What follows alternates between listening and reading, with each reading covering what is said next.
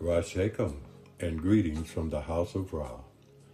Today's sharing will be from the book A Gift of the Truth, Volume 2 by Ma'at Seba, Bhagwan, Afrika. I will be reading dialogue between master and disciples. In Chapter 8, titled The Fear of Love, there is a quote by Maharaj Charan Singh Ji that states, "Love means submission. Love means losing your identity to become another being."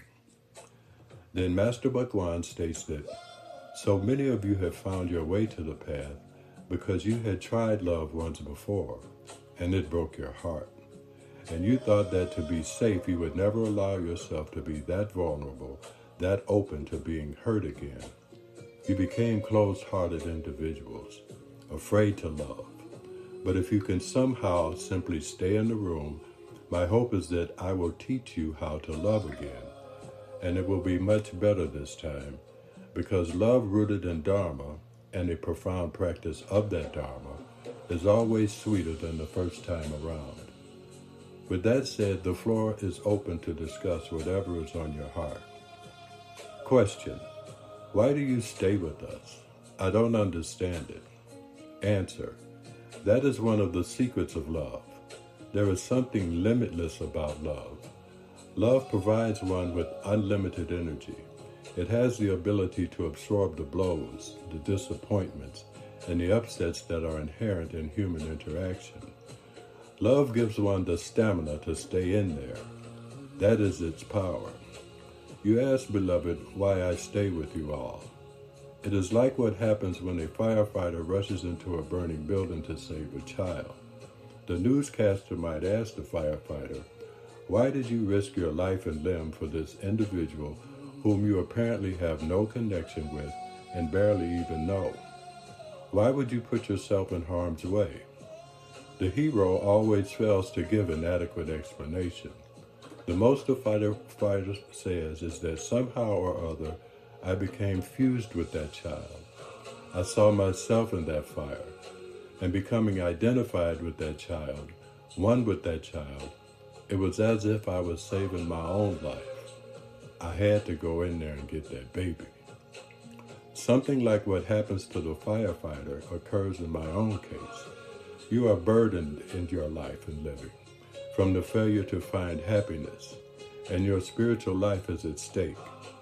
It is going up in flames, and I, like the firefighter, was the first on the scene. I have to go into this building and get you. Otherwise, I can't live. The firefighter really has the feeling that if I don't save this life, I will lose my own. I will be somehow diminished if I fail to rescue the person in that burning house. It is something like that. That is what happens when love occurs between two individuals. When one even accidentally enters into a state of unity consciousness with another human being, there is that sense of oneness, which is experiential. It is not intellectual, it is not emotional, and it is not psychological. It is a spiritual union with the other, and the other becomes you. You see, beloved, there is something in you that is the same as me. When I meet you, I am meeting another version of myself, and one loves oneself. Therefore, one loves that which is the same as oneself as well. Question: I would like to know what one part of the Dharma can help us with this thing called love. Answer: well, of course, meditation is always the foundation of any kind of spiritual growth and development, because it is meditation that puts one through that process of unfoldment where eventually one enjoys the revelation and insight into the universal equality and identity that exists at the core of all human beings. You have to understand that this love state of consciousness cannot be arrived at via any process of thinking. It is the outcome of an actual experiential revelation and insight. You see, beloved, sooner or later, via your practice, you will be liberated sufficiently from your preoccupation with your own self to the point that you are able to see who and what you are. And when you achieve that recognition, what you discover is that You are everyone, and everyone is you. This experience of oneness is what produces the love these saints and mystics are talking about.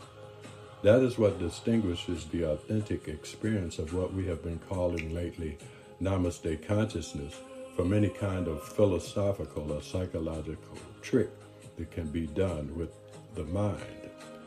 Once you have had that insight, the vision of the truth of who you and others are, that changes you at the level of your behavior. True understanding always changes your behavior, in contrast to mere intellectual comprehension. Intellectual comprehension of the Dharma will not change your behavior at all, because intellectual understanding is not true understanding.